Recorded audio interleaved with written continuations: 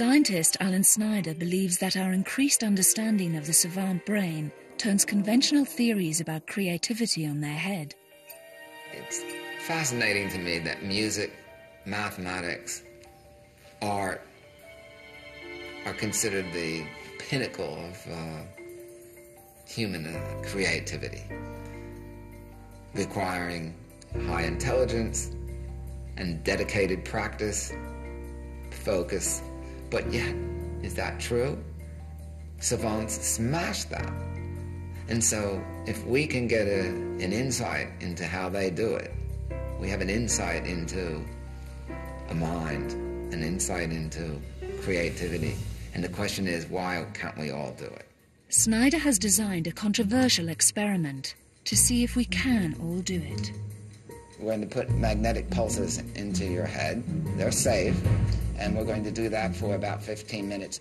Using a revolutionary technology, Snyder asserts that he can artificially turn on anyone's hidden potential by temporarily turning off part of their brain. Our transcranial magnetic stimulating equipment has been able to allow us to have the same skills that savants have. Snyder has recruited Mike Harray, a university student, to be his guinea pig. He has devised a series of tests that echo savant skills that he will administer to Mike before and after he stimulates his brain. First up is a drawing test. What we'd like you to do, Mike, is to draw from memory your version of a horse. And horse, and we'll give you about a minute. Okay.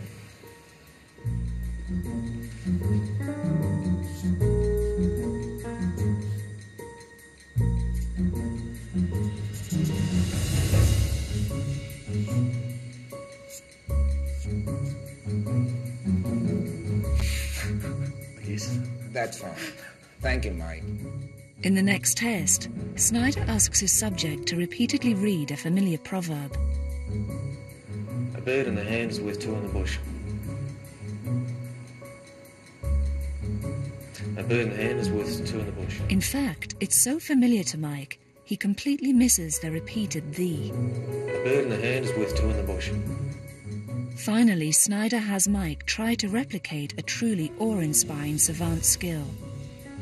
There's a scene in Rain Man where a box of toothpicks are dropped on the floor, and instantly the savant guesses the number. 180. Mike has 1.5 seconds to count a mass of projected dots. 160. It seems an impossible task. 100. But now Snyder is going to try to unleash his subject's inner savant. Now what we're going to do is we're going to put the magnet on your skull, just where we measured before. Okay. And let me tell you, it is very possible that you'll feel your teeth clenching together. What I suggest you do is you hold them tight. Okay. So, I'm just going to hold your head. Okay, now we're going to do this for 15 minutes. And I want you to try to hold still, don't move. That's why we have the chin rest. How do you feel? I feel fine. But you do feel the clenching. It actually feels like there's a, it's like a small pressure blow. Like a ballpoint point. Yeah, surprisingly. It's just Ballpoint hammer, some people say. Yeah. Well, Mike, the good news is that you're participating in a truly frontier experiment.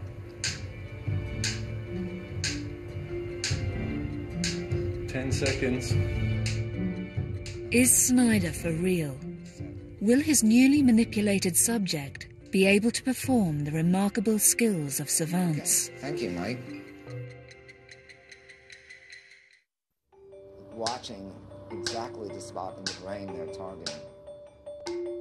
For the past 15 minutes, Alan Snyder has been shooting magnetic pulses directly into the brain of his willing subject.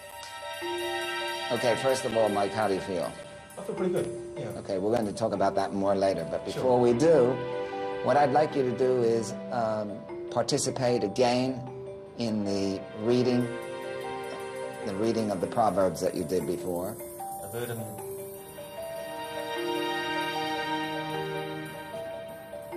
A bird in the other hand is worth two in the bush. The first surprise is that after the stimulation, Mike has instantly spotted the double "the." Everybody sees the two "these," but they somehow don't access it. What the TMS does is what I think exists in a savant all the time, is that it gives you privileged access to lower level, raw sensory information that's obviously in all of us. Mike's brain now notices the double "the" because the magnetic stimulation beamed into his left hemisphere has turned off the higher thinking processes located there. This has caused his brain to switch on circuits in the right hemisphere that enable him to see detail more readily. You can look at the hemispheres as a struggle. There's a kind of tension between them, with the left normally oppressing or suppressing the right. And by inhibiting the left, we disinhibit, we free up the right. Again, I'm going to show you, as before, a number of dots on the screen, and I want you'll just have a moment to look at them, and I want you to tell me how many you see. Sure. When he first tried to count the dots, Mike seemed hesitant. But after a dose of magnetic stimulation, his responses are more confident. 103. 110.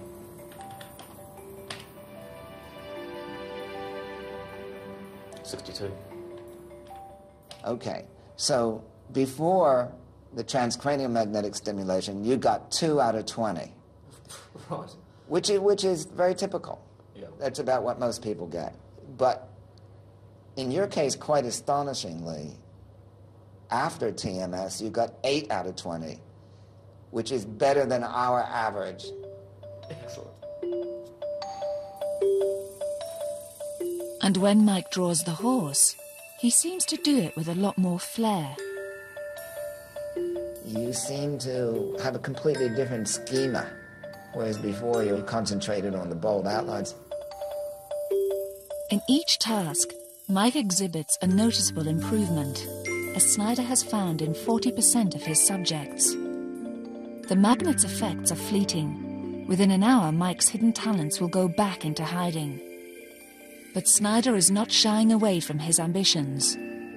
I would one day actually like to have a thinking cap. This device that allows us to go against our evolutionary makeup, allows us to become literal, but a better way to say it, allow us to get rid of our prejudices just for a moment.